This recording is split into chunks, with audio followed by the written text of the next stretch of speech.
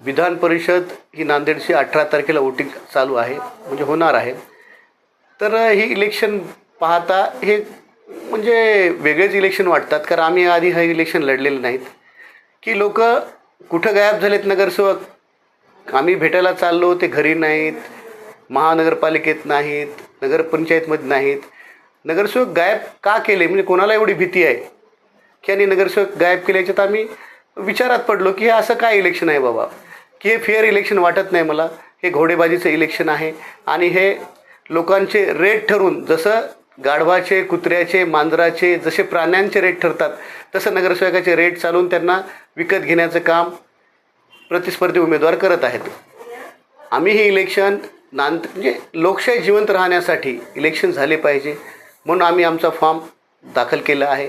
आणि आम्ही सर्व सन्मान्य नगरसेवकांना, सन्मान्य सदस्यांना नम्र आवाहन केलं आहे की जर तुम्हाला खरंच जर हे आज BJPचं जे सरकार आहे त्यांना जर रोखायचं असेल तर तुम्ही प्रामाणिक मतदान करा.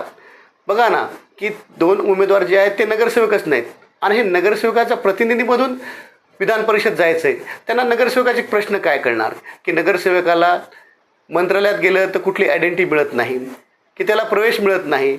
जसं की सरपंचाला विशेष अधिकार आहेत, नगरसेवकांना विशेष अधिकार मिळाले पाहिजे. जर आमदार म्हणून मी गेलो तर या नगरसेवकासाठी 452 जे नगरसेवक आहेत त्यांच्यासाठी मला काम करण्याची संधी मिळेल, कारण त्यांचे जे प्रश्न आहेत ते मी नगरसेवक असल्यामुळे मला त्या प्रश्नांची जाणीव आहे. म्हणून माझ्या तमाम 452 मतदारांना माझी विनंती आहे, सन्मान्य नगरसेवकाला यांना, की आपल्या जिव्हाळ्याचे प्रश्न जे नगरसेवकाला सकाळी उठल्यापासून संध्याकाळी झोपेपर्यंत ज्या ज्या अडचणी येतात काम करायला, त्याची आवाज कुठेतरी विधान परिषदेमध्ये जावं. याच्यासाठी आपण मला भरघोस मताने विजयी करावं. तुम्ही पैसे कोणाचे पण घ्या, 2 उमेदवार पैसे वाटायलेत पण ते खूप टोकन कमी वाटेल, आमच्याकडे तर 11 आलेत, खूप कमी अल्प याच्यात घेऊन चाललेत. काल तर एक नगरसेवक मला म्हणले की गोव्याला आलो भाऊ, किती रुपये दिले रे, फक्त 25,000 रुपये दिले आम्हाला, 5-6 जणांना आम्ही गोव्याला आलो. तर एवढी कशी किंमत कमी करून घ्यायला.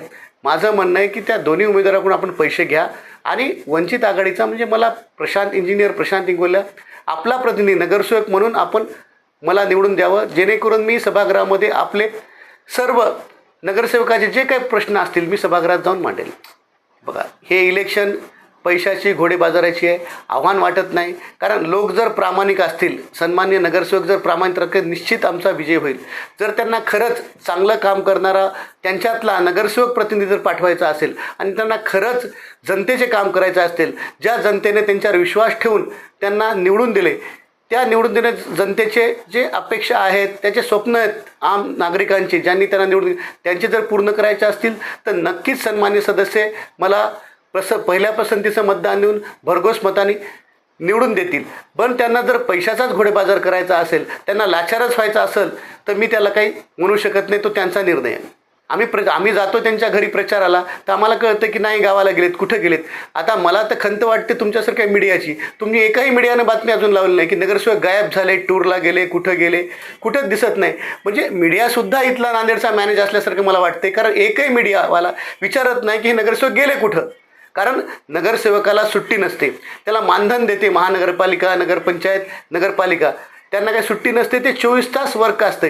जनतेचे जर कचरा साफ करायचा असेल, नाल्या साफ करायचे असेल, रोजचे दैनंदिन जनतेचे प्रश्न आहेत, ते नगरसेवक गायब कुठं झाले म्हणून एकही कुठं मीडियावाले बातमी लावायला तयार नाहीत. मला वाटलं की मीडियाही मॅनेज, नगरसेवक मॅनेज, सगळं इलेक्शन मॅनेज असे चित्र मला दिसतंय.